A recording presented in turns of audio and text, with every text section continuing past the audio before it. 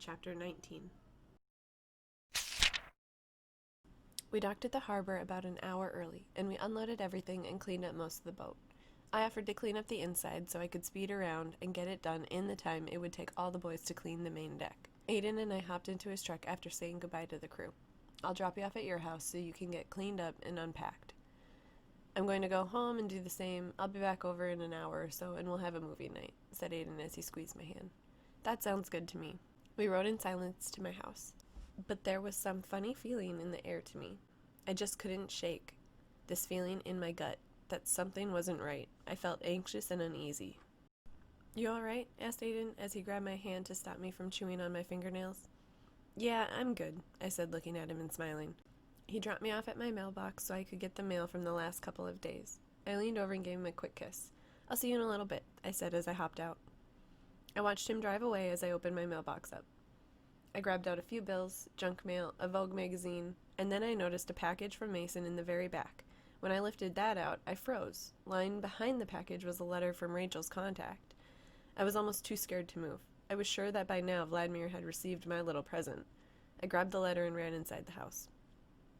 My hands were shaking as I opened up the envelope and read it once, twice, and halfway through the third time. Then it hit me. Shit. I made a mental note to call my South American contact as soon as I was done. Then I grabbed Mason's package off the counter. I pulled out the letter and 5 vials of Project X. Oh my god, Mason, you're a genius, I said out loud. I quickly read his letter. Hey Gretch, I just finished Project X. I have no doubts about it. It's exactly what you wanted. Project Z plus Y is taking a little longer than I thought, but I did make a small breakthrough. I'll keep you updated. P.S. 1 vial is good for a whole year, so stash the other 4 away. Take care. Your sexy man friend, Mason. I picked up the vials and ran to my bedroom where I unlocked my safe and threw 4 vials in. I looked at the 5th one. It looked just like water, and when I took the top off, it was odorless. I poured the liquid in my mouth and swallowed. It definitely didn't taste like water. It was incredibly sour. Then, out of the corner of my eye, I saw my cell blinking. I picked it up and noticed I had a ridiculous amount of missed calls from Mason. He's probably just making sure I got the package, I thought, but I'll call him back anyway. Gretchen, where the hell have you been? He yelled at me through the phone when he answered. I was out on the boat. What's wrong? I asked as I suddenly got a sinking feeling in my stomach. Candida was here. She beat me up. She found your address. I'm so sorry, Gretch, but you gotta get out of there. I was stunned for a second. No one has been here, Mason. I would have been able to smell them, I said. Well, I don't know what to tell you. If I was you, I'd get your boy toy and get the hell out of that town. That'd be pointless now. She'd be able to follow I said as I stopped mid-sentence and grabbed a hold of my dresser to keep me from falling over. I had this rush of fear sweeping over me. It was so strong that it almost knocked me off my feet. Oh no, I said. What? Asked Mason. She followed my son to Aden's house. She's there, I know it. I'm going over now. Did you move away from Miami? I asked as I ran to the car and sped out of the driveway. Yeah, I'm at Rendezvous B. Are you okay? Asked Mason. Not really. I'll get in touch with you as soon as I can, I said. Alright, keep me posted. Hey, did you get... I hung up on him before he could finish. Mason knew I wasn't dumb and would know that I had taken one of the vials. As I sped over to Aden's, I couldn't keep from bashing myself. How could I have been so stupid? I screamed out loud as I pounded my steering wheel. As I pulled around the corner, I saw that Aden's truck was still in the driveway. I smelled blood the second I jumped out of my Jeep.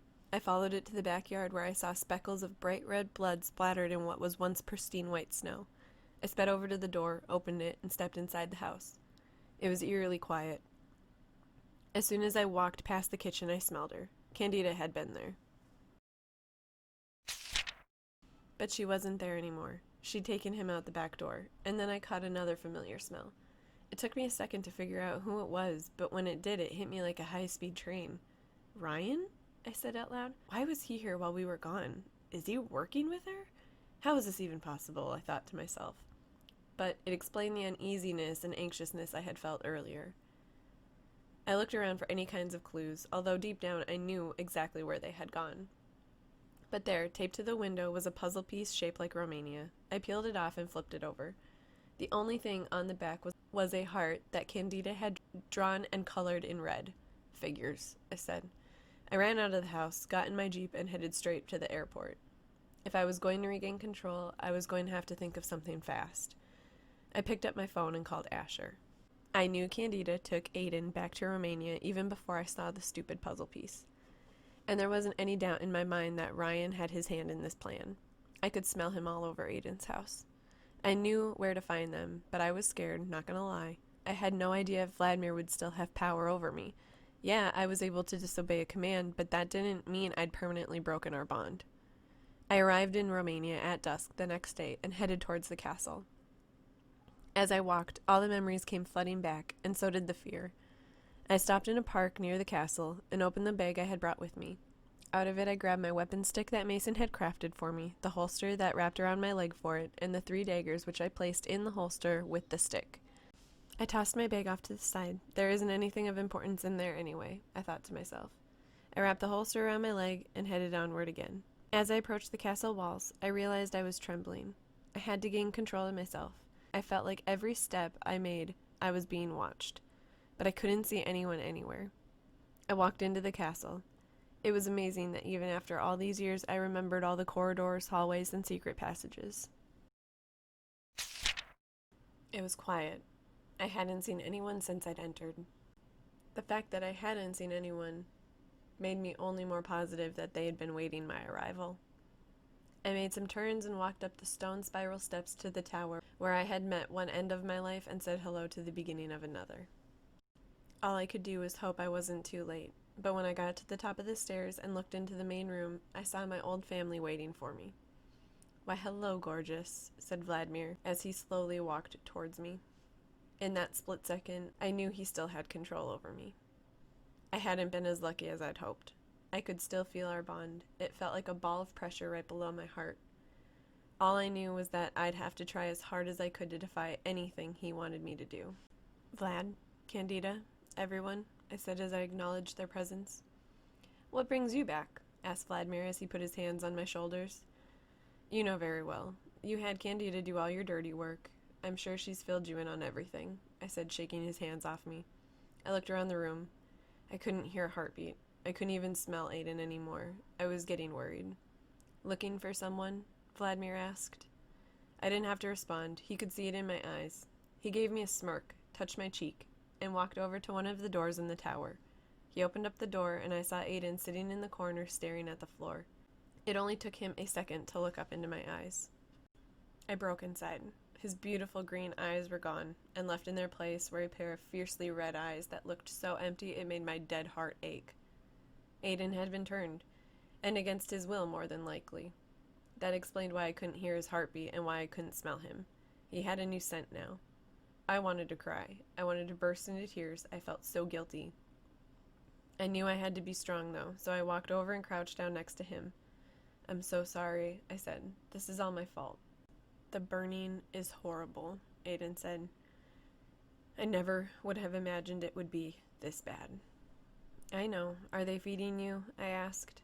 But before Aden could respond, Candida piped in. "Of course we're feeding him. We need him to be strong." I stood up and looked at her. "You did this, right? You turned him?" I screamed. It was so loud it echoed off the walls, and I could tell it hurt their ears. I lunged at her and threw my hands around her neck and squeezed. She was surprised that I was overpowering her. I had pinned her on the floor until I felt Vlad's icy hand grab me and pull me off of her. In a raspy voice, Candida said, "Well, it's part of the plan." She smiled her wicked smile and rubbed her neck. "How did you get so strong?" she asked seriously this time. "What plan is that?" I said, putting my hands on my hips. "The one Ryan helped me make," said Candida. My mouth dropped as Ryan came up to stand beside Candida. He too had been turned. Surprise, surprise. I stood there between Candida and Vladimir. I looked over at Vladimir and said, "What do you want from me? I don't love you. I don't want to be with you. I don't want to be here for the rest of eternity. Why can't you just let me go?" "Because you're mine. I made you what you are today," said Vladimir, "and I want you here until the end." I looked at him quizzically and asked, "How do you know there'll be an end?" He didn't respond. He gave me a half-what smile and walked closer to me. He looked me in the eyes, and he roped his fingers through my hair, and then kissed me. When he let go of me, he whispered in my ear, "You'll always be my favorite." I wiped my mouth, and he turned to Candida. Do whatever you want, he said. Time for some fun, Candida replied as she walked past me and grabbed Aden, pulling him to his feet. What is this about, Candida? It's about you, needing to learn to follow the rules. So I've devised a plan, which I must admit was pretty freaking creative, to teach you that you can't do things your own way. She drug Aden over to the middle of the room. What's this plan? I asked. I was getting more and more irritated and anxious. Oh, come now. You don't want me to ruin the surprise for you, do you? Vladimir, are you ready? She called over to him. I turned around to see Vladimir carrying a different assortment of weapons. He walked in between myself and Aden and dropped them on the floor, looked at me, and walked away. Then Candida spoke again. You know, when we received that box, the one you sent with my husband's head in it, it really hurt me. So I figured I'd have to get you back somehow. And what better way than to take your little man friend, turn him, and then make you two fight it out until the death, she said calmly as she clapped her hands together and laughed. What? I said, dumbfounded. I'm Aden's maker. If I tell him to kill you, he has to. And you know how strong they are at this age. And believe me, we've been keeping him well fed, waiting for you to arrive. And I'm your maker, Gretchen, said Vladimir. He didn't need to say anything else. We both knew the bond was still there. But what he didn't know was that I was even stronger than before, and I was hoping that would give me a slight advantage. I stood there looking at Aden, an emotionless pile sitting on the floor. All I wanted to do was wrap my arms around him and try to go back in time before we got home, before we even left, before I'd even met him. It was all my fault entirely. He'd been turned against his wishes and against his will, all because of me. Candida gestured for Aden to stand, and he stood there in silence, listening to the conversations going on around him. But he didn't move, didn't blink, didn't even breathe. Unknown to Gretchen, Aden was thinking that he couldn't kill her. He'd known this was the plan all along, since right before Candida had changed him. He didn't blame Gretchen at all. Not one fiber of his body was mad at her. He loved her. And by loving her, he had to accept the realities that came along with her situation. But he would never forgive himself if he did kill her. Ryan interrupted. Candida, we're all ready for the show.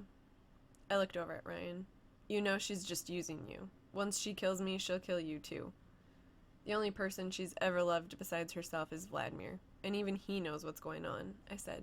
Yeah, well, we'll see about that, said Ryan as he brushed past me.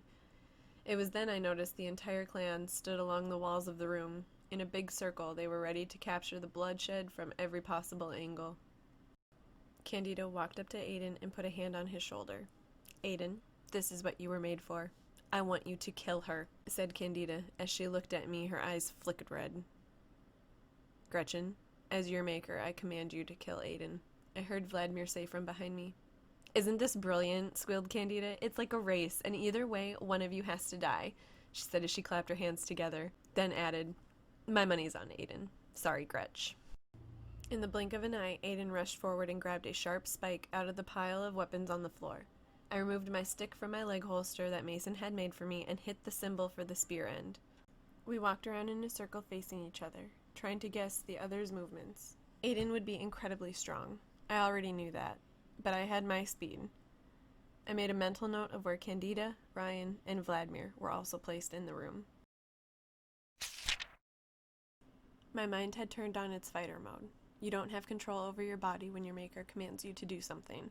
You're basically in a trance, and no matter how hard you fight to even move your big toe against its will, you can't move it. I was trying so hard my hair hurt. I just knew I couldn't kill him. Aden ran at me with the spike out in front of him. He was too slow. I jumped off to the side to avoid him. The only way he'll kill me is if his strength overpowers my speed, I thought. My thoughts were interrupted by my body when it drove my shoulder into Aden's stomach.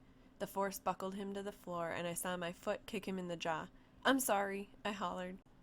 I know, me too, he said, and in a flash he kicked my legs out from underneath me, and I landed flat on my back on the stone-cold floor. The only thing I could hear was a loud crack when my head connected with the ground. I saw Aden above me, holding the spike over my heart, ready to drive it through. There was an intense look of fear in his eyes mixed with sadness. I could tell he was trying to fight it. and just as he was bringing down the spike, I was able to roll away fast enough to miss it. He ripped the spike out of the floor and came after me again. I stood and faced him and jumped just as he was running towards me. I kicked him right in the middle of his breastbone, and then when I landed, I kicked his knee. "Stop it, stop it, stop it," I kept screaming at myself. Aden screamed in pain, but it didn't stop him. He would heal quickly anyway. "Fight this," I told myself. But while I was arguing with my body, Aden came up behind me and wrapped his arm around my neck, and his other arm, the one holding the spike, around my body. "That's it, Aden," I heard Candida yell from the sidelines. I felt him try to get the spike in the right position, and in my ear I heard, "I love you." And in that moment, I remembered something I had learned from Miss Congeniality when she was teaching the girls about self-defense. Before he could stake me, I used my foot to step on his foot, my elbow to hit him in the ribs. My opposite fist smacked him in the nose, and then my other hand made contact with his groin. I jumped away and circled Aden while he was crouched on the floor. "Don't attack. You can't attack," I told myself. I noticed the arm that was holding the spear was shaking. I looked down at it, though. What the? But before I could finish my thought, I was kicked and slammed into a wall. I groaned as I stood. I was pretty sure my nose was broken, and I could tell I had bit my tongue because I was spitting out blood. My head was throbbing, and I wanted to scream. But I knew that would only add to Candida's excitement, and I didn't want to give her a single reason to be happy at this moment. I grabbed a dagger and threw it in Aden's direction. He moved so it wouldn't hit him in a vital spot, but it grazed the side of his right arm. While he was distracted by another dagger I had thrown at him, I sprinted at him and knocked him on his back, stood above him holding my spear directly over his heart. I looked down at the face of the only person I had ever grown to love. I could feel the pain in my muscles from trying to fight Vlad's command. It felt like fire had taken over my body, and every cell of my being was in pain. Then, when I thought it would be me killing him in the end, something inside me snapped. I was free. The pain was gone, the resistance was gone, and left in its place was a warm sensation that ran throughout my veins. I had been able to break free once again. As I stood over Aden's body on the floor with my spear pressed right against his skin, I could hear Vladimir in the background yelling, "Finish him!" But I didn't have to follow his order. Vladimir had no hold over me. I didn't have time to be in shock, however. I threw the spear down on the ground with force, looked over my shoulder at Vladimir, and said, "You're coming with me." I could hear Aden get up off the floor and run after me. It all happened so fast. Before Vladimir could even wonder how I broke his command, I had wrapped my arms around him, made sure our hearts were at the same level and place, and in less than a second, the spike was shoved through both of us. Then there was silence.